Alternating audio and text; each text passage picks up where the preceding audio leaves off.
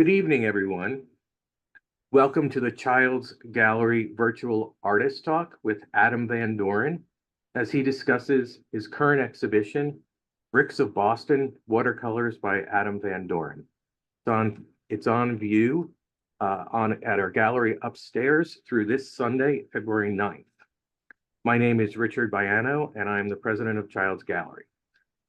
We are open. The gallery is open Tuesday through Friday, 10 a.m. to 6 p.m., Saturday and Sunday, 11 a.m. to 5 p.m. We are open to the public. We welcome all of you to join us.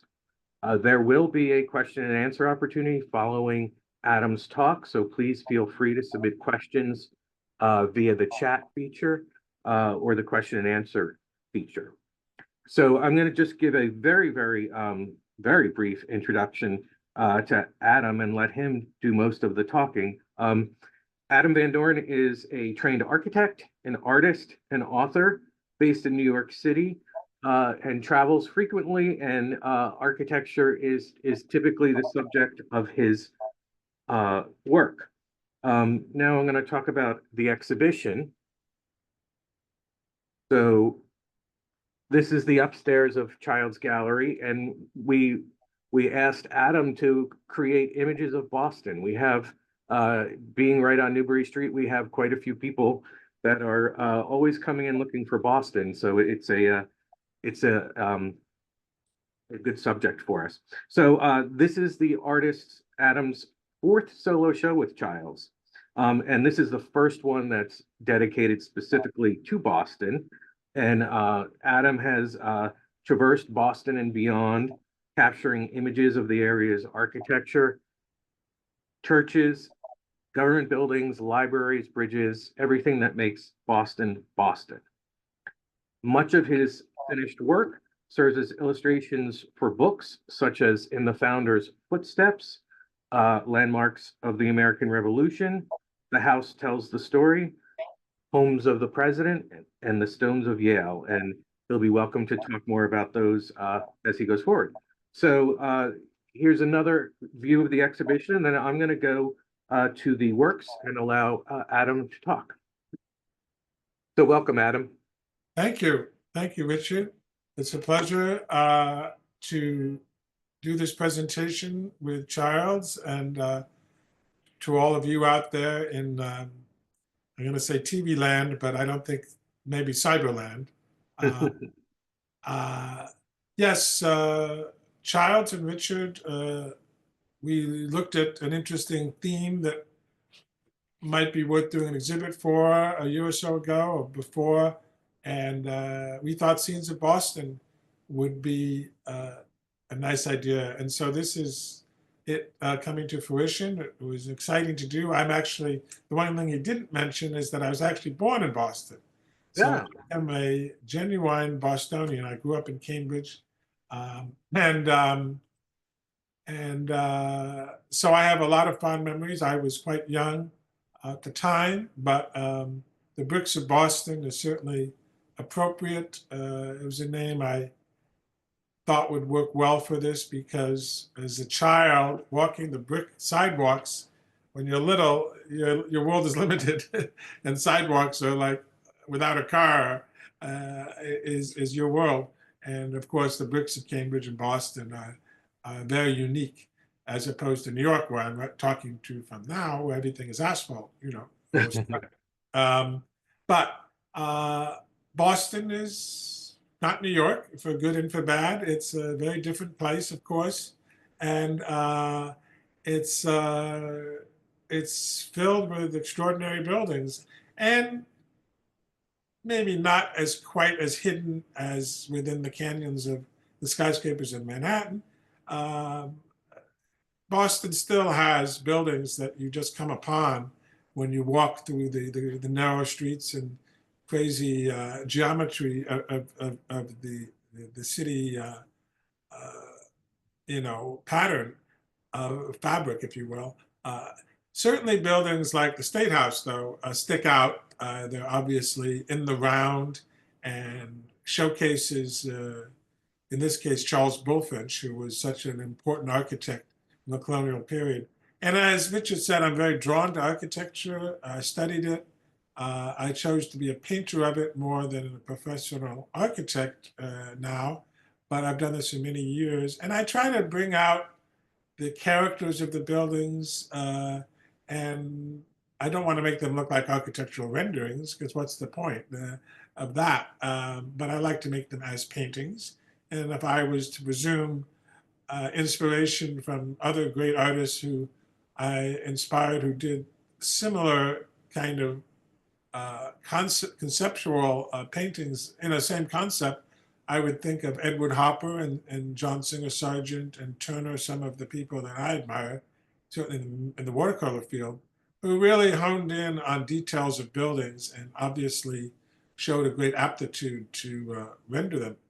So here we are at the State House, and I think what's interesting is the fact in this particular case, I chose to do two different versions because I often do work in two different modes, not always, but on occasion when I feel like the image warrants it. But for those who are painters themselves or not, the one on the right is done on I don't know which way you're looking at the screen, but the one that is doesn't have the orangey background. The one on the right is done in the traditional format of at least watercolor today, which is on white paper. It's a cold pressed paper, and so I've left the white for the most part to highlight the bright white of the sunlight. I have added a little gouache in a couple of spots. The one on the left is kind of a reverse, where I really let the paper do most of the work. And that's a colored paper, mimicking, I think, in some sense, the brick color of the State House. And then working the whites around with gouache, which is a kind of a more opaque version of watercolor. And I have students at Yale where I teach, and I introduced this other method, which is much more antiquated. And as Richard knows, and I'm sure many of you know, most of the oil paintings from the 17th, 1800s were done with a ground where you did a neutral kind of color on the base and then worked from that to draw out your whites. And it was done that way in watercolor for a while too, but not so much now. And it's kind of a throwback in my case. But it's a lovely building, and Bullfinch is an extraordinary figure in the history, as I say, of Boston architecture. So I wanted to jump on doing that, and it warrants doing two pictures because it really is such an historic, an important monument overlooking the common, and it looks as good, I think, today as it probably did when it was built, even though there's a lot more buildings. But why don't we move on? Sure. And this is, I also work from life most of the time. So there's a kind of a spontaneous, if you will, uh, process that I go through when I paint, catching the light before it moves, all the things that we associate with watercolor. And sometimes they're slightly unfinished. I have grown to kind of like that. Again, with my students, I guess if I don't get too professorial here, I would say to them, you know, I do quite exacting work, but a photorealism painting, I say to them, and I still believe, you know, for the most part, it's sort of a gimmick that looks interesting for a short period. And then you're like, how do they do that? If they do photorealism now, but it was certainly popular in the 60s and 70s. But then after a while, you feel like they've done all the work for you, for your eyes, I should say. They've left nothing out so that you don't participate in the experience of, in effect, not only seeing, but maybe even creating the image and coming to life. And so it's a long way of saying I like to keep some of the parts So of you the, let the paper do the work for you. yes, even when it's white paper, Yeah. leave some things unfinished. And yes, feel free, Richard, to pipe Yeah. in before I Can talk. I ask a quick question? The course that you teach at Yale, is Yeah. it specifically a watercolor course or is it an architectural rendering course? a history It's, of architecture course? it's specifically watercolor. It's not necessarily architecture. I tend to encourage that because the campus is so attractive. And I think architecture is probably easier to paint than figures. But I've found out over the years that some students, architecture does nothing for them. That doesn't excite them, and to each their own. And they often novices in the medium, and they like doing figures some cases, and they do them beautifully well. And so I encourage that. I say, look, if you're interested in something, you're going to more likely do a more interesting picture, so go with it. At the same time, I introduce them to all sorts of subject matter, but I have to work with each student who feels that they don't want to do one thing and they want to do something else. Um, but we do outdoor painting on the campus. Now it's a little cold, so we do still lifes indoors. But I teach them old-fashioned methods of working like the École de Beaux-Arts in terms of washes and so forth, very carefully rendered in one class. And then we don't do anything like that later. We sometimes, as the class progresses, go up to the German Expressionists and just do versions of Emile Nolde and do very kind of wet on wet pictures that have very little drawing. That's sort of in the nutshell, the course is designed so that we look at the masters and then we try to emulate them in whatever subject matter it is. And maybe finally, I would say that I could be doing this in oil or acrylic, but watercolor is practically much more useful for a student at a university like that because they can just throw their brushes in a bag and run off to the next class. You can't really do that with oils. You have to spend 20 minutes washing the brushes. You're going to smell of turpentine. That's really for art majors, and this is really in the humanities department. So I teach painting as a liberal art, and that's the storyline behind that. But what's Uh, interesting too is that watercolor is actually a very unforgivable medium as opposed to oil, which allows you to rework. So it makes sense that it's sort of good for in the moment. yes, and it allows them to throw caution to the wind in the way they might not in other work that they might have done previously in other mediums, because as you say, it's you can't change it so easily. There are ways to do it, you learn the tricks, but essentially it's not something that you can overwork. You have to be able to control yourself from putting too many layers. I tell them two, maybe three layers, but after that, the watercolor gets muddy and washes out, and you want that transparency, you want that vivid uh, uh, saturation, and you have to live with some of the choices. So it takes a little bit of planning, even though you may be working fast. Now, I say you work fast. Of course, you can do watercolor very slowly, like Maurice Prendergast. Some of you know his work. Do you have some of Prendergast in the Child's Gallery? Uh, Many years ago we did, Okay. not currently. Well, when you look at his work, you see like it's done like a puzzle. He's filling Yeah. in, he's done a very, and I tell them, my students, when we look at Prendergast, his drawing is not something he's really showcasing. It's almost like he's laying it out like a puzzle, because we have a number of unfinished Prendergast. But then he carefully fills in, and it's not so much about layering. That's about filling in a color shape. And of course, he loves doing umbrellas because there's so many those sun umbrellas that the ladies would have used in the 1800s because they're so vivid colors. But he's a great one to study from. And there are, you know, as a teacher of watercolor and a student of that for my own work, it's a relatively small group of people who have really advanced the medium in different ways. Of course, oil is millions of people have advanced it. But watercolor, you think of certain people that have really had a great effect. And we talked a little bit, Richard, about Child Hassam earlier. Uh, he is, of course, an American impressionist. I don't think his watercolors are as appreciated as they should. They are extraordinary. He was very prolific. And Richard knows I'm actually in the studio that Charles Hassan had.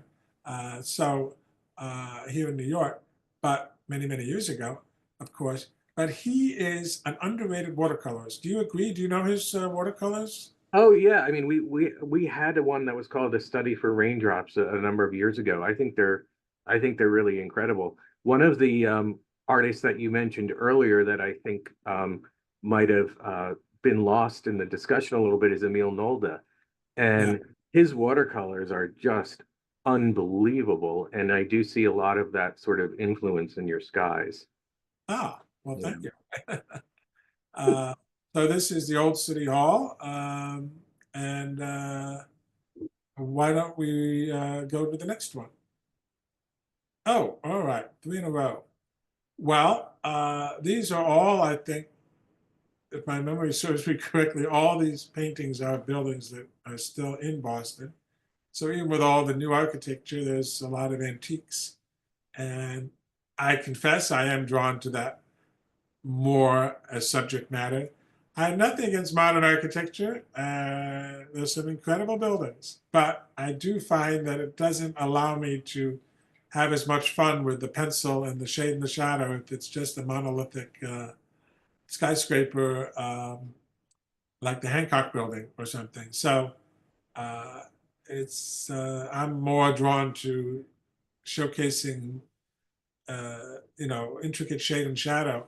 And certainly this one of the old State House is a good example, sitting in the middle of, and maybe there are people out there who will see this who are nothing, who don't know Boston, but this is one of the, if not the oldest public building still left in Boston. And it's surrounded by tall buildings. Um, but it's a real masterpiece, I think, of colonial architecture. And the first one burned down, and then they rebuilt this. Uh, Interestingly enough, I only recently discovered, now this is very esoteric, but if the people who know Yale University, there's a college where I teach within the university called Davenport College. And they have a facade that I only recently made the connection after all these years of teaching there, that that was a takeoff entirely of the State House. If anyone looks up Davenport College, they'll see what I mean. But it's a beautifully proportioned structure. I tried in this case to get that shade and shadow and give some drama to it, saving the white for the belfry. That's the white of the paper. The next one is Sam Adams, of course, a great figure who sometimes is lost in the shuffle with the other founding fathers. Of course, he's known for the beer, but Sam Adams was the most fiery instigator in the early days of the revolution. Very eloquent, a tremendous drive and resolve, and he's worthy of a statue, as I've shown here. It's a challenge to do statues. You'd think it wouldn't be because they're not moving, but it's hard to make it look like the stone or bronze, and to pull that off. Um, and then of So course, Adam, we have a couple of questions for you. One of the questions is that when you're making a watercolor, are you uh, painting and drawing on site, or do you work from photographs or memory? a little bit of both. My first choice is always from life, and I do the majority of my work from life. Over the many years, I find that's the way to get the best color and light. Uh, and that's, as I say, what I encourage my students. It's trickier in the colder weather because you have to work from memory or sketches or, dare I say, photographs because you're not outdoors or you can't go outdoors.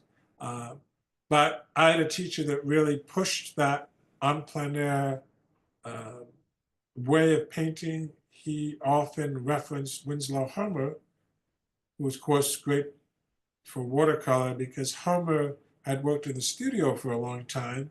And then I think went to the Caribbean and saw and started painting outdoors with the natural light. And it really had an enormous impact on him. And so My teacher was Reeve Schley, his name is. He's still around. Was a great influence.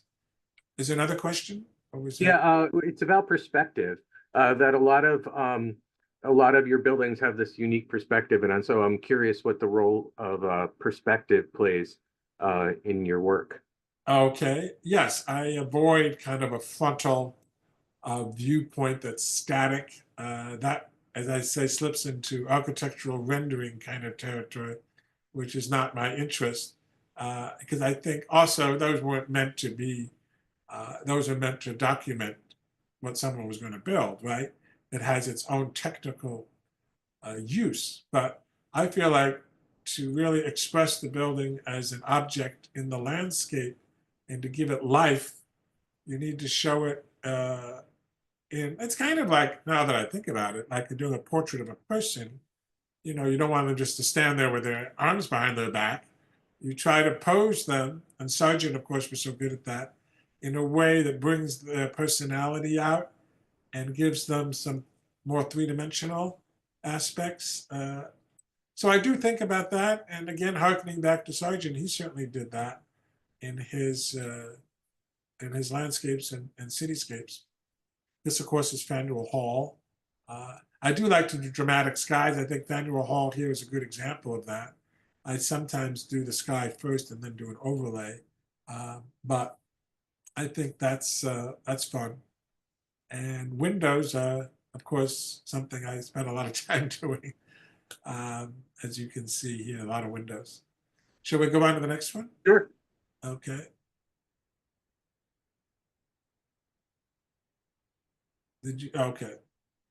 Uh, yeah, and I work in number two pencil. Is this too technical, Richard, or do people? No, no, I think it's great. I think everyone, is interested in different things.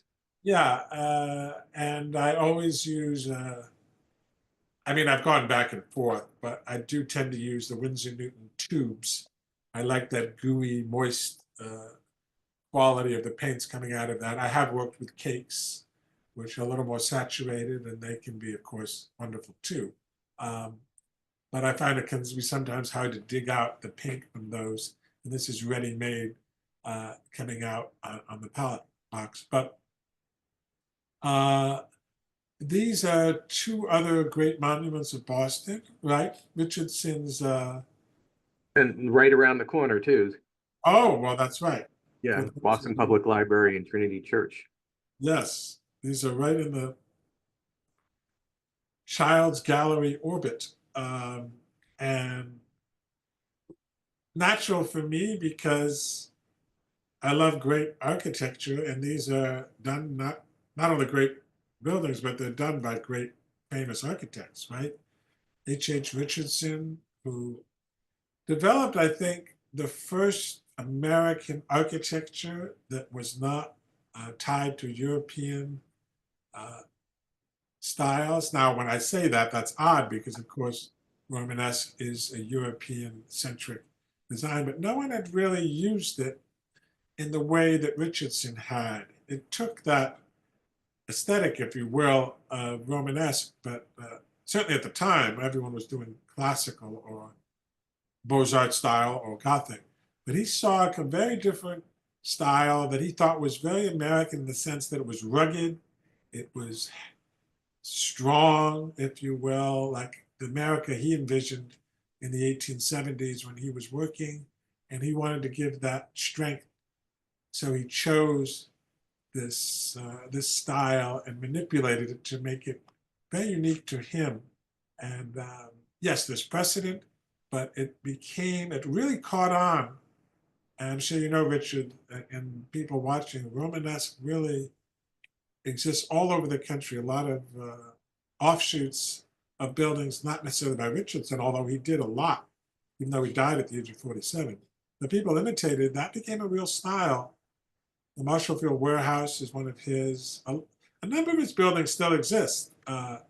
Ironically, some of Paul Rudolph's, the more brutalist architecture, is also working in very strong um, materials and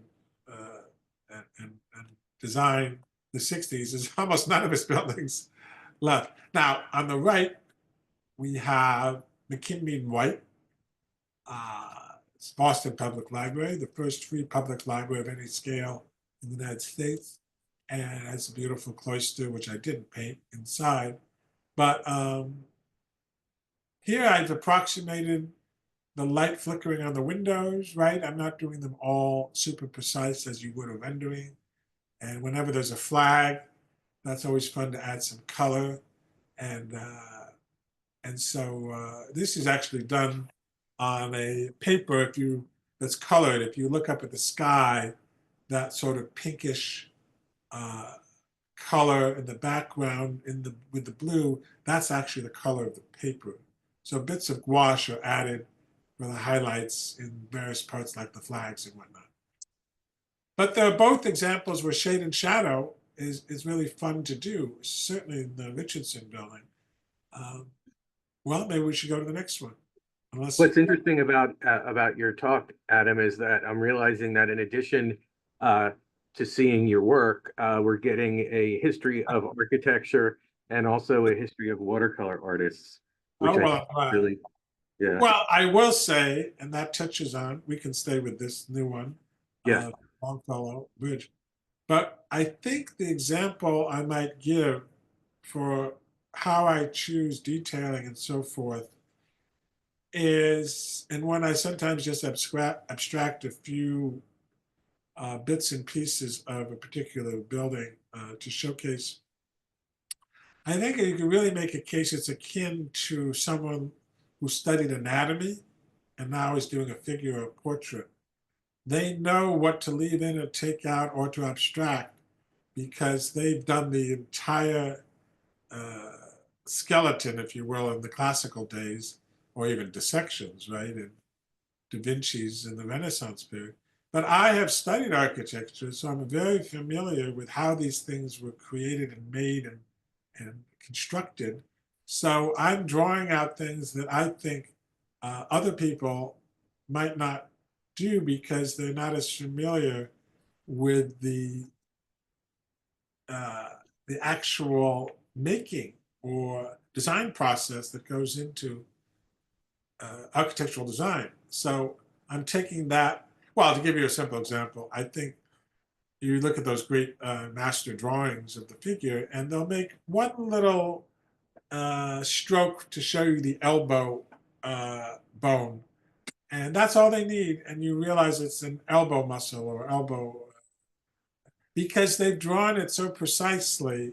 They know the few shorthands. That maybe that's the word. The few shorthands that make you realize that's a three-dimensional, part of the of your arm, and so I do that with architecture if I make that comparison.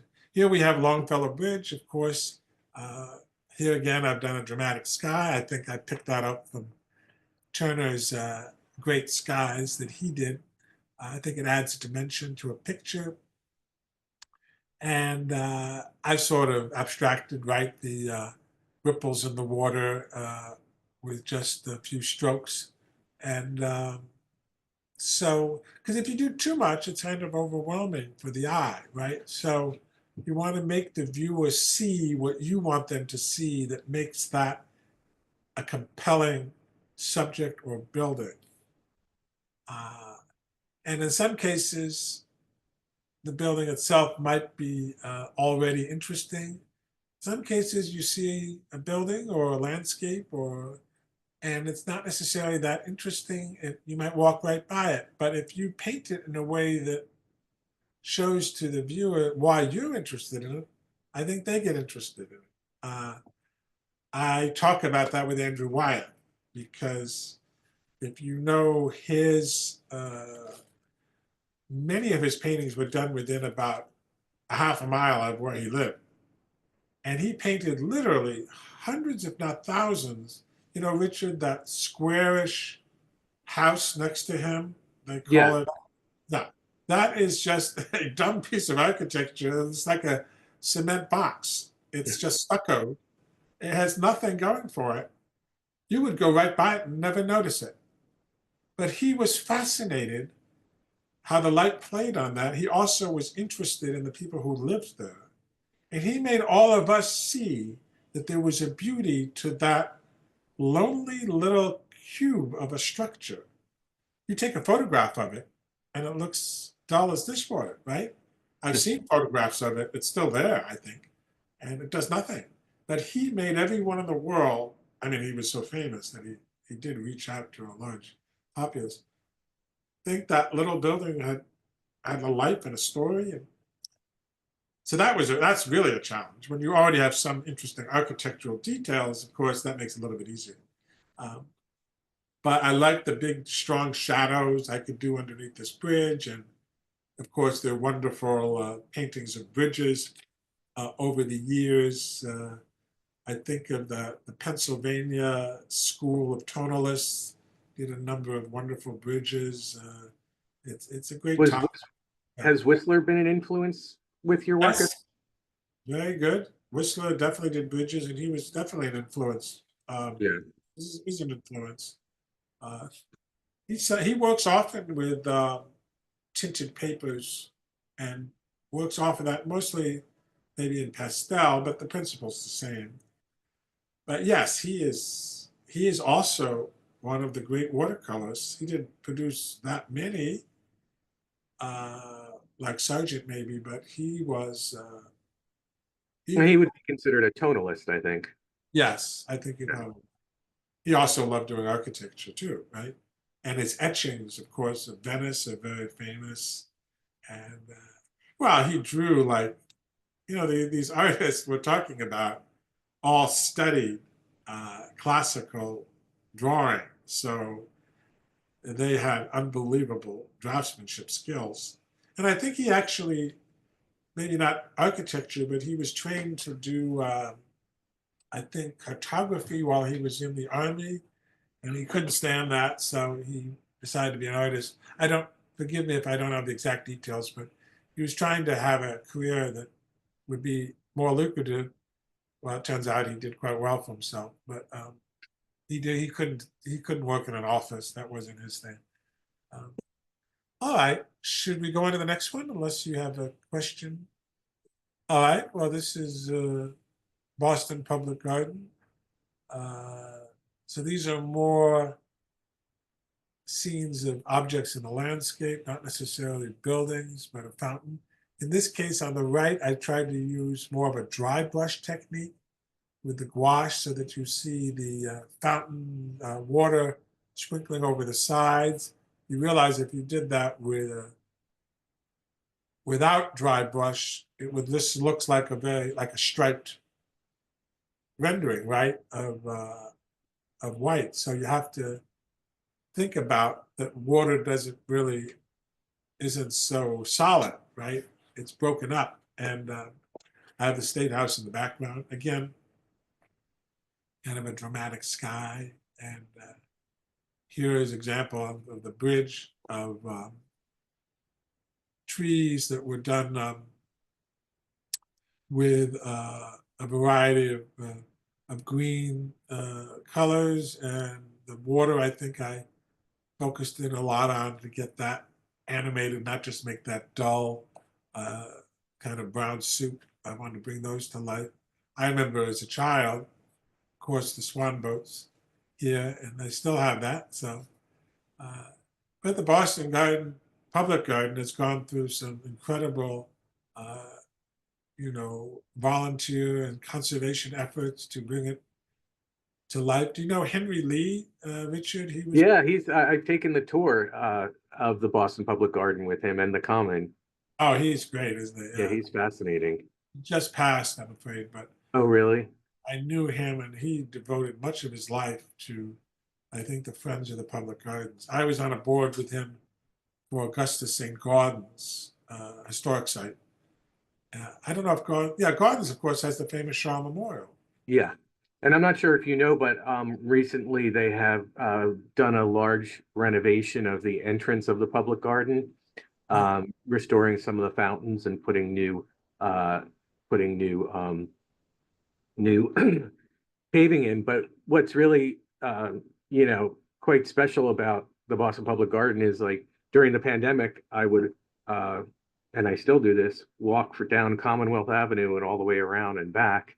And The Boston Public Garden is probably one of the most lively places in all of the city, I think. Ah, that's nice to know. Yeah. Yeah. Maybe not today, but yeah, no, it's a jewel. And right in the smack in the center of the city, not easy to do.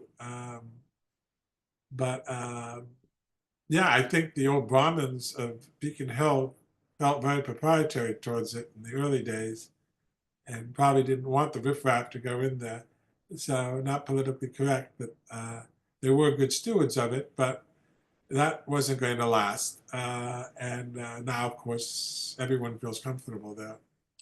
Uh, To the next. okay, let's go to the next one. This is another bridge, of course, going over to Cambridge, or my hometown.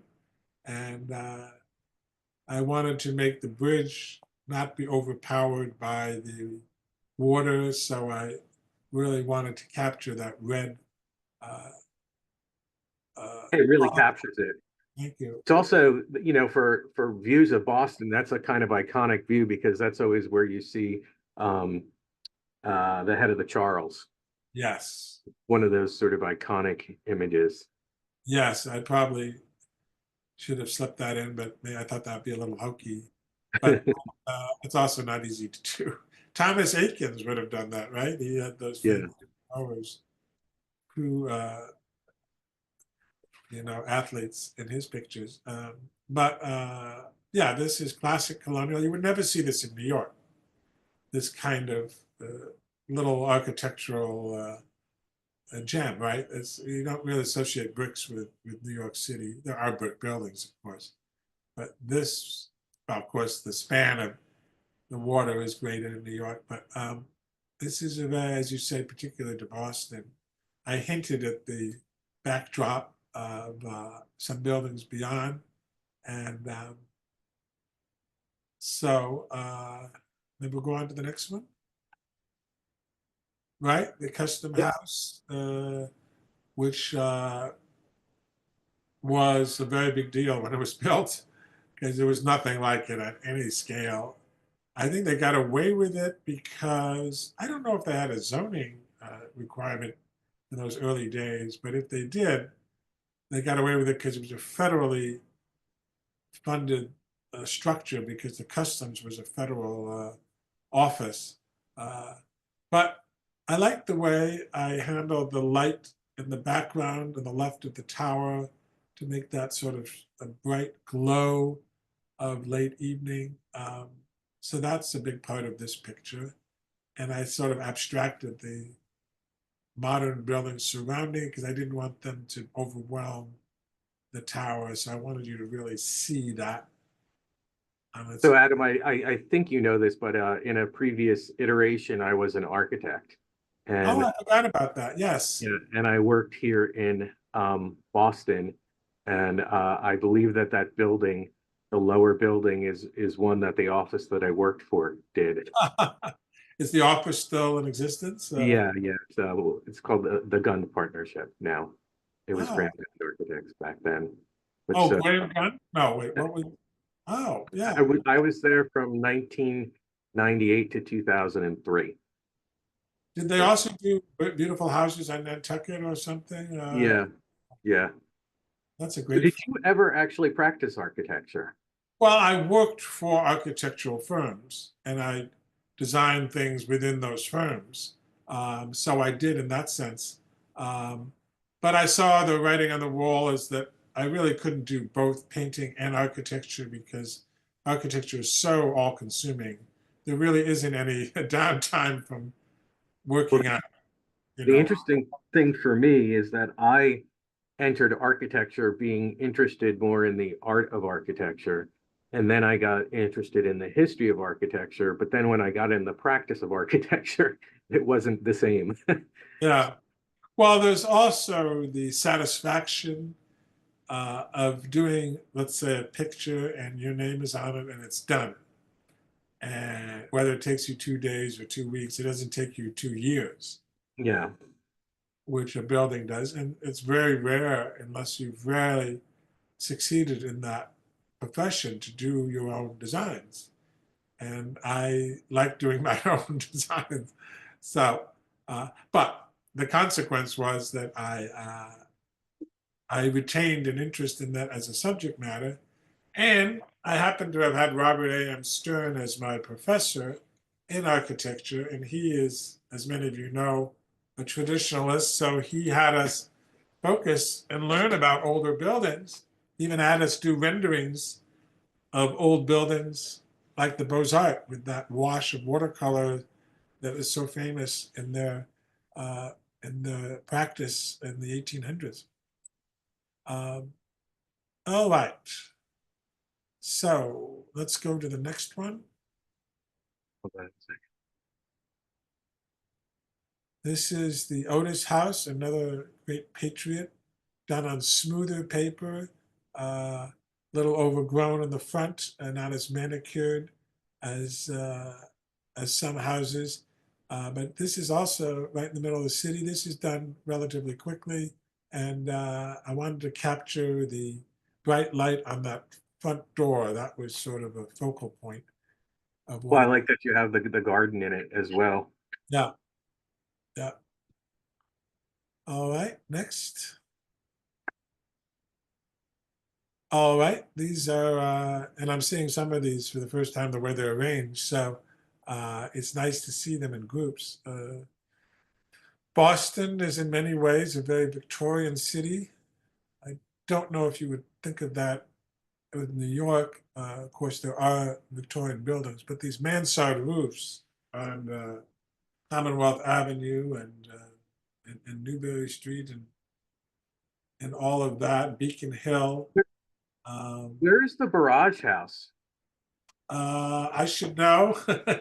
I have it written down in my notes, but I can follow up with you. I can't remember exactly where it is. That's sort of a very Beaux-Arts structure that actually you would see more in New York City in some of those Vanderbilt mansions. Um, I love how these chimneys pop up in the case of the Boston rooftops on the right. Um, I've always loved the French chateaus like Chambord and others where they make the chimneys really so overplay that so beautifully because they're not about practical objects. They're about very adorned, you know. Well, what's interesting in going through this slide presentation with you is you really are sort of getting a history of architecture. I hope it's not too dull, but I'm always drawn to buildings. I think some people are and some people aren't, but that's certainly my passion. I've done figures many times too, but that's not what this show was about, right? We were Yeah. doing a Boston-centric landmarks and so forth. So, um, and many of these are done with the end of the day light, which Hopper loved at 4 or 5 in the afternoon when the shadows are longer and the colors are more intense. You know, at high noon, you get a lot of light, but it washes out color, and so it can be less satisfying. And certainly Hopper knew that. Um, okay, we'll go to the next one. How are we doing on how many? We've got some more time, but I do want to welcome everyone to ask questions if they want to. Um, Okay. but feel free to keep talking. I don't mean about time, but how many pictures? I can't tell from this where we are in the.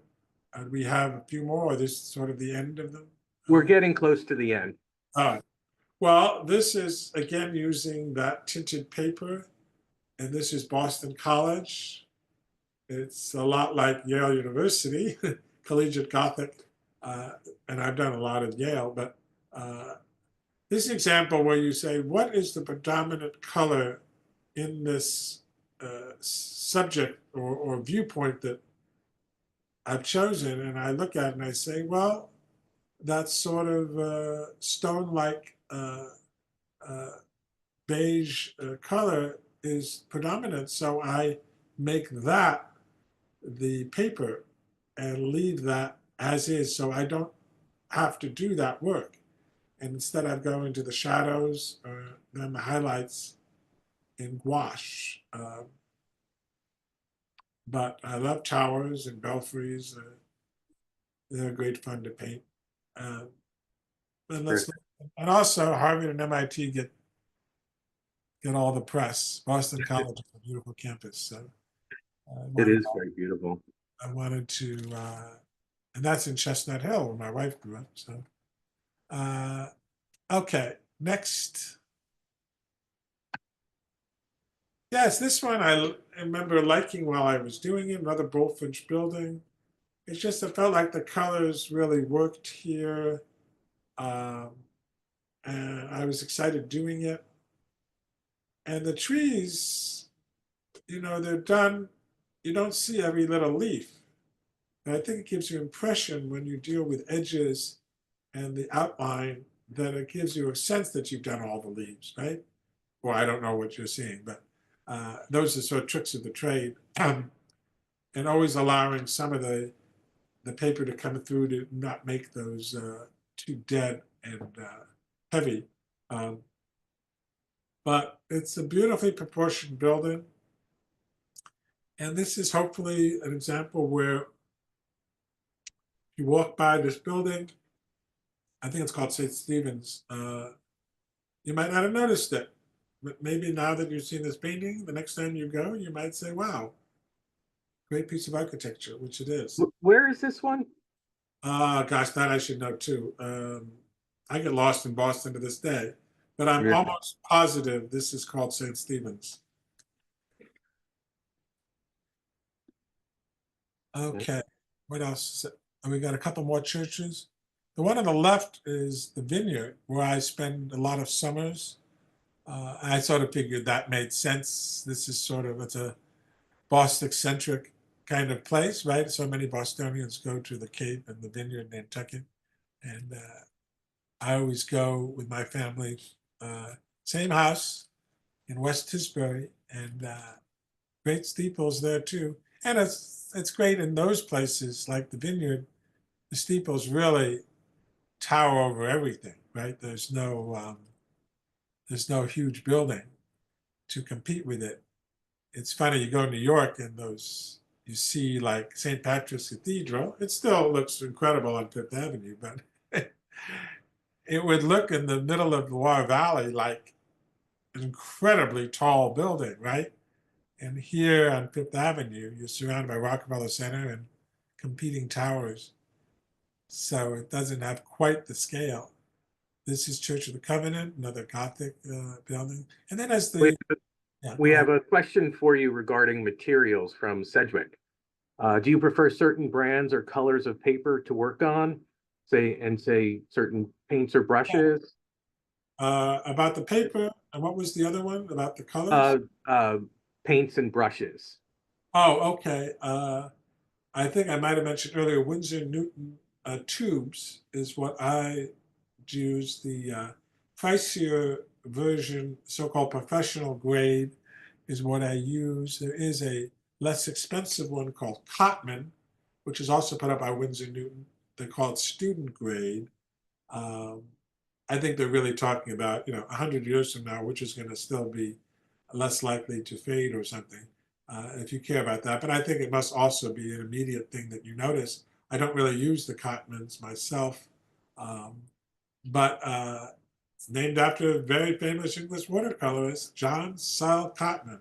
And if you get nothing out of this talk today, but you heard the name of John Sell Cotman, wow, he is on his own. There's nothing in his time that looks like him. You're talking in the 1780s, something like that. Turner and others were amazed, but he was such a revolutionary in his watercolor technique. They look like they could have been done today, very modern. He's known, I think, mostly though for his Winsor Newton paint collection. Now, the papers I like are Arch. I like to use, I never use anything less than 140 pounds. I can't go into why maybe Richard can, about how they come up with those denominations for 150 pound or 90 pound, but 90 pound watercolor paper, it's cheaper to be sure, but it tends to wrinkle and buckle. So 140 pound, I think you have to start with. 300 pound is really the next grade. So again, it's kind of funny gradations. 300 pound is also great, and that's pricier, but it's very thick and it's fun to work on. And I can't tell you right now which ones were done on what here. Um, but are there any more, or is that it? I don't mean to cut short the other questions. Was there some other? No, Did I the brush? I I think we're getting towards the end. Or maybe I'll just mention the brushes. I have probably 50 brushes, so all kinds of shapes and sizes, and Japanese brushes, which are big, furry things for big skies. I have little ones for details. I have a variety of brands. I have the camel hair. Uh, if you do the cheaper ones, it kind of shows because it doesn't handle the water as well. But I mean, I've also been doing this for a long time, so you don't have to have 50 brushes. Uh, So I the, think let me go. I think that might be, the last ones. yeah. Oh wait, no, we've got this one too. Oh, okay. Well, the building on the left, Old South Church, of course, is right next to the Boston Public Library. Now, what I'd like to think, as I'm looking at it now, is that I've created a whole world around this building that you might not think it looks this way, isolated, how I've done it, because it's in an urban context, right? But when I look at it now, I really feel like it could be in another part of the world. But there's so many lush colors in that building. And again, a great tower. Uh, the one on the right is done, I believe, on a board. And that's why it's very smooth. There isn't the grainy texture. And Strathmore makes a watercolor board that I like to use different things. I think it automatically makes my pictures different because the paper is different. Or in the same way, if you do a drawing of charcoal, your drawing is going to be different automatically because you're doing a different, medium. So you look like a genius, but you've just done it on a different paper. and so Old North Church is, of course, very famous, right? Yep. Paul Revere, who probably wouldn't be known if it wasn't for the Longfellow poem, because he was not that well known 30 years after he died, but Longfellow resurrected him with the Midnight Ride. Two more towers, Yeah. Park Street and Arlington Street Church. It's interesting how England like Boston is looking. England like that. Well, with both of them, or just the one on the Just left? in general, the towers, these two in general. Yeah, well, Um, if you notice that, now this is perfect, right? You're noticing something you might not have noticed before. exactly. Yeah. So maybe I made you see in the way I pictorialize this. And that's one of the satisfying things that an artist can do is redirect you to appreciate something and also share the same interest and maybe love for something. Maybe we've even gotten, Richard, some people to get interested in architecture who were like, don't pay Exactly. much attention to it. Looks like a lot of bricks. Oh, we got a couple more here. All right. We'll go quick. Famous art collection uh, at Harvard. Harvard is, of course, full of bricks. And I love that entrance, classic colonial. Again, you wouldn't really see that in New York City. Are there buildings that have that? Yes, but it's very unique to Boston and Cambridge, even though New York is even older, right? I guess. I don't have the exact dates, but uh, maybe Boston is first, but New York is pretty old, and people forget that if for 75 years it was New Amsterdam. When I'm talking about New York City, of course. Yeah. People they don't, New Yorkers don't really ever think about that. Here's Harvard again. great colonial architecture. Now, this was a showcase on the right, even more so than on the left, getting that dappled light, which is a challenge because it can look like a mess, right? All these lines, but I thought that would give life to it. And it was fun doing the gate. And I remember as a kid coming through Harvard Yard to go to Harvard Square, you cut across it. I was living in a town in Kirkland Street, Kirkland Road off of Kirkland Street, not far, but the shortcut was through Harvard Yard. So I always remember some of these gates. I'm not sure if this is the one right off of. It's really beautiful. Yeah. Anyway, I think there's a whole book of Harvard gates somebody did recently. Now on the more about Harvard here. For the diehard alums who might be watching, we've got. I think that's Simmons Hall, right? Yeah, and we have the Memorial Church right across from the Widener Library. That very robust Tuscan order, again, getting into architectural details of the pediment and temple front. And then the right, a building that I always thought was a church when I was a kid. And maybe they wanted it to look like one, but it's Memorial Hall with its endless plaques to the Union soldiers who were Harvard alums, and was the common eating area. I think it might be revived as such, but for a long while it stopped being that in the 20s. But this is Ruskinian Gothic, John Ruskin.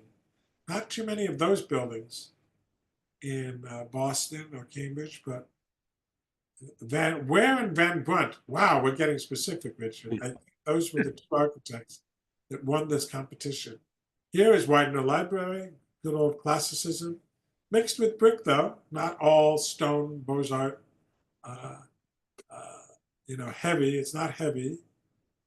This nice row of what we would call a screen of columns, if you were critiquing this, and imposing to be sure, but not quite as heavy as they call the Beaux-Art stone massive structures with domes and whatnot.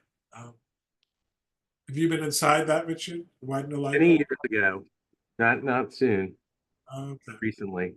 Probably padlocked. You have to have 50 IDs and Yeah. special codes. This is an example which was fun to do of the USS Constitution. I wanted to get that sense of light on the sails. So there is this dry brush technique I was talking about with a big brush to really do sweeping strokes, because I want that three-dimensionality of light flickering and moving, as it were, right? The undulation of the wind on the sails, and the bits of gouache on the bottom of the boat. But you can't. This is one quick thing on when you do this technique of kind of reverse method of applying the whites rather than saving them of the paper, is that you have to be very judicious, because if you overdo it, as I did once and my teacher told me, it looks like a snowstorm, like you're in a blizzard. So you have to be selective on how much of the highlights you do. If you put it everywhere where light is, you see, it does look like snow. And I hope that doesn't look the case here. But I did do it the wrong way. And I got roundly criticized. So I never did that again. Well, there we go. Yeah. So this does bring us to the end of the talk. Adam, I wanted to thank you very much.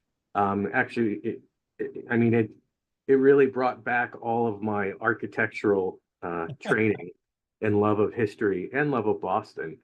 And I do want to say to everyone else that the work is up for another few days until the 9th. I hope you can come see it. All work is available for sale if you want to become one of Adam's collectors. And you can view them on our website at any time. So with that, Adam, thank you very much. And this was wonderful. Thank you very much. I hope you enjoyed it. Thank you.